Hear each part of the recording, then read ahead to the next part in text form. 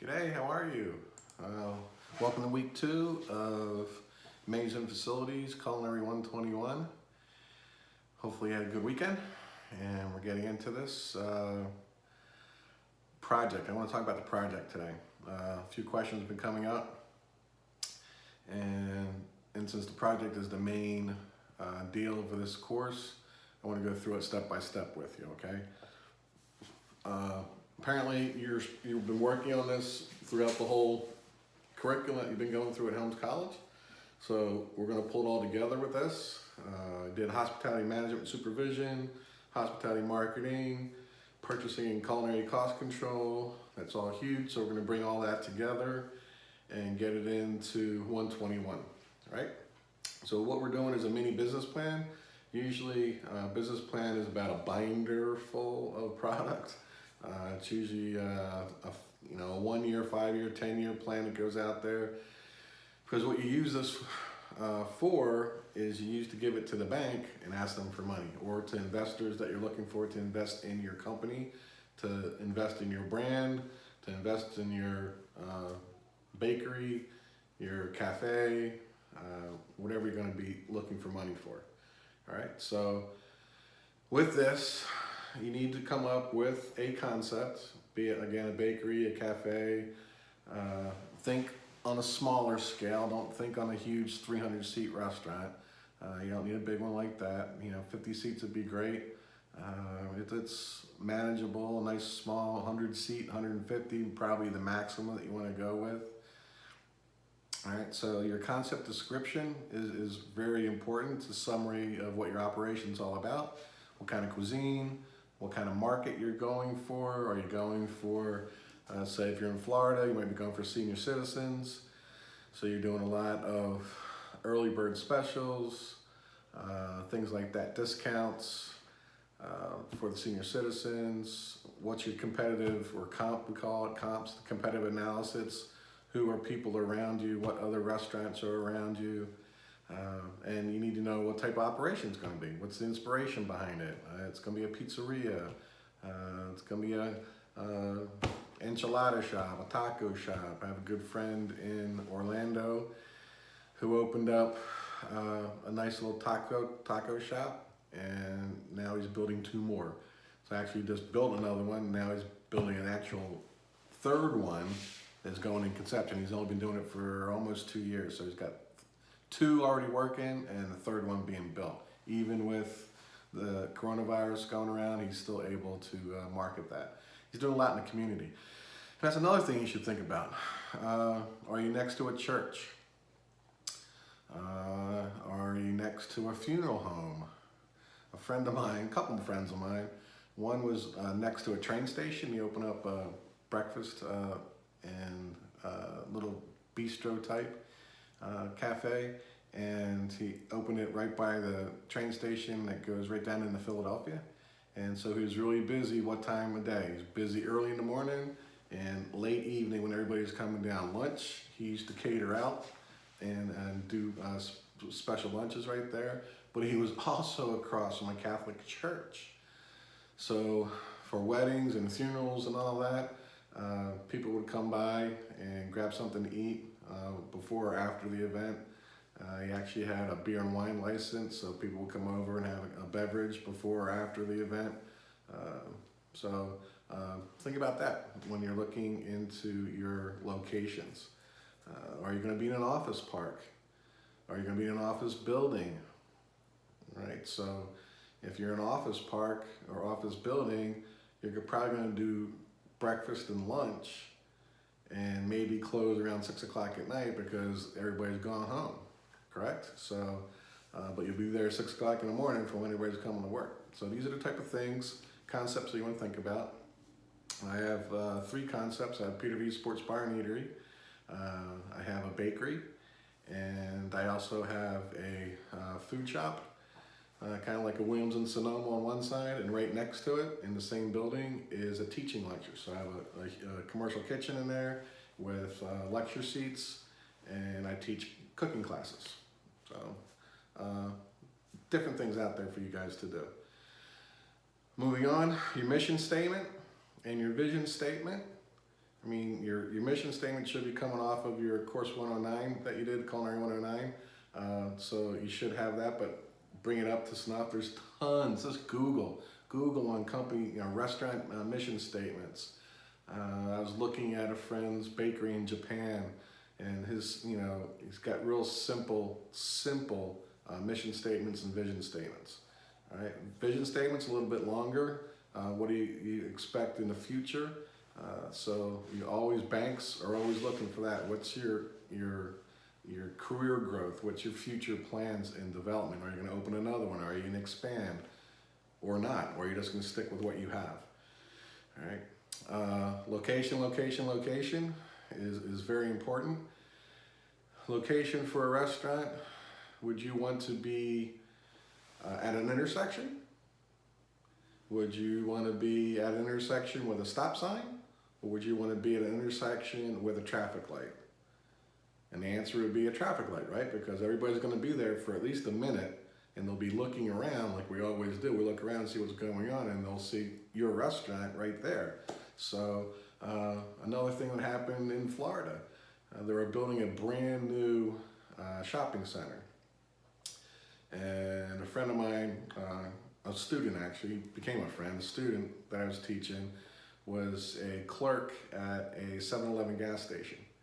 And the 7-Eleven gas station was going to be close to that mall, but in between the mall and the 7-Eleven gas station, I-4, which is a big interstate going through Orlando, was right there. Well, guess what? They built an on and off ramp right there. So they were building an on and off ramp, but in that construction time, there was very little traffic coming through that 7-Eleven. There was, because everything was blocked off and you had construction workers coming in. That's about it. I mean, it was very, very low on business.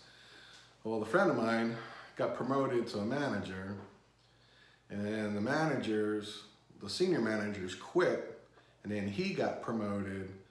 And he goes, "Chef, what should I do? I mean, this is nothing. I'm not making any money." And I said, "Listen, just stick with it, because in a year or less than a year at this point, the mall's going to open up, and this off-ramp and on-ramp are going to open up."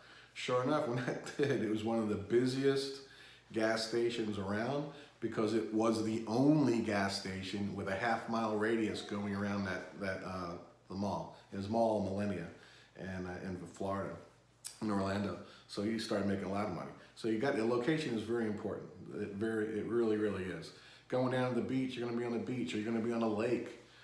I guess it's the zoning laws up there. I have a boat at Clark's Marina up there, and there's nothing on the lake. There's no restaurants or anything on the lake. So I'm like, wow, I would put something on the lake with a nice dock and volleyball nets and have a nice beach and, do fish fries, do a fish camp. You bring your fish in, and I'll fillet them for you, and I'll cost you a little bit, but then I'll fillet them, and you can have it for lunch, or for your dinner or lunch. So location. Doesn't have to be local. It can be anywhere you want, but that's gonna go hand in hand with the next one. Step 5 is demographics. So you're gonna need to tell me an actual city, county, state. All right. Then you go on Google and you hit demographics of that town, county, or state. You do the demographic, and boom, it'll pop up on Google, and it'll show you the demographics. All right. It'll tell you what income medium it is. It'll tell you. Hear my dogs barking. It'll tell you a few things about the local economy. It'll tell you. The growth rate, and so that's very important that you need to do that for me, okay? Going into 6 is the menu. 4 appetizers, 6 entrees, 3 desserts, non-alcoholic beverages. Price must be listed based on costing exercise that we're going to be doing. But that menu is the same thing that you could be using for the front of the house project and the back of the house project. So don't reinvent the wheel, use the same items, okay? You're going to have to cost these things out, standardize recipes and costing. If you want to become an executive chef, you will need to know how to cost. So if you don't like costing, then you're not gonna make it as an executive chef. You have to cost out all your recipes. All the recipes I came up with for Eggers, all the recipes I came up with Pinnacle Club, I have a recipe, I have to cost everything out and tell them what the cost is, and then we have to figure out what our menu price is gonna be for this. All right, so you gotta figure out what your food cost is gonna be. So that's very important. So you need to know how to cost, right? It's very important. You're also gonna need to know what your food cost is, projected food cost, and it all depends on what you're going to have. So if you want, just email me your concept and I can give you a ballpark of what kind of food cost you're looking for. Like if you're doing a pizza joint or a stir fry, Asian stir fry, you're gonna have a low food cost, like 20% would be like the max. If you're doing like an Applebee's, TGI Fridays, you're probably right around 32%. If you're doing like an Eggers, you're looking at around 35% food cost. The Pinnacle Club, we have 55% food cost because we have members, it's a members only club, and they're very specific. And we have, unfortunately, we have a high quality, fortunate that we have that, unfortunately that we have a lot of waste. Because we do a buffet every day for lunch, and there's a lot of waste on that. So I have a 55% food cost, which I never hit. I was always down in the mid to high 30s. So right around 40 was what I was doing. So food cost percentage of that, just give me a holler, let me know. Email me and let me know what your concept is, and I'll give you a ballpark on that. Staffing and labor schedules, you're gonna need to find out how many people are gonna work your system, right? So how many servers you're gonna need?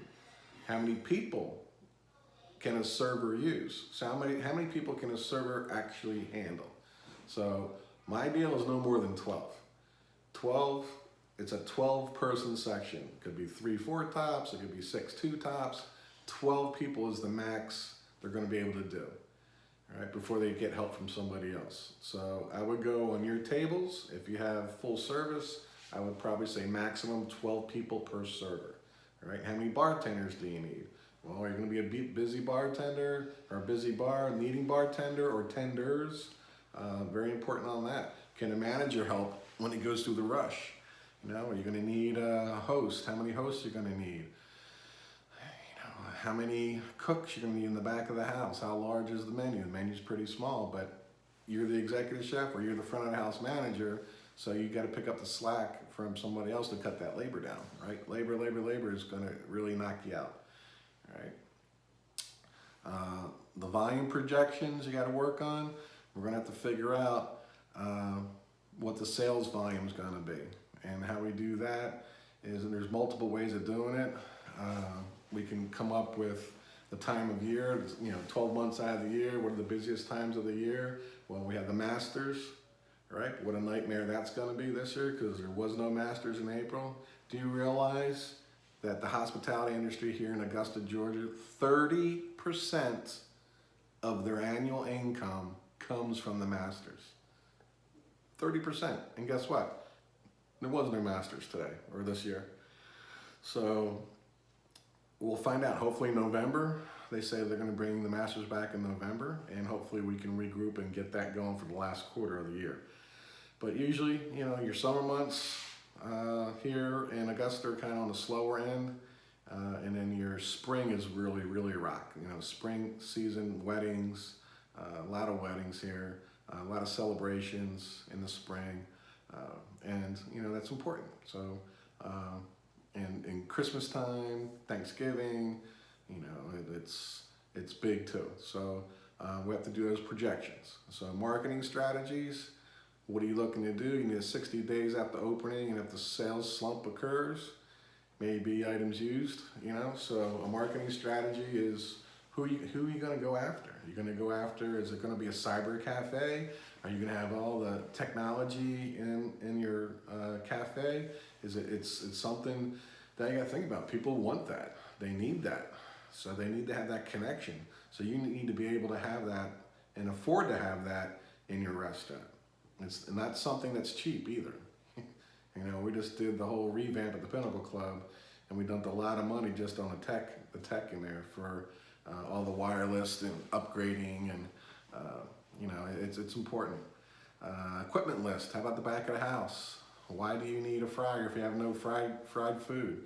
Why do you need you know, a grill if you're not grilling anything? So again, you already have your menu done.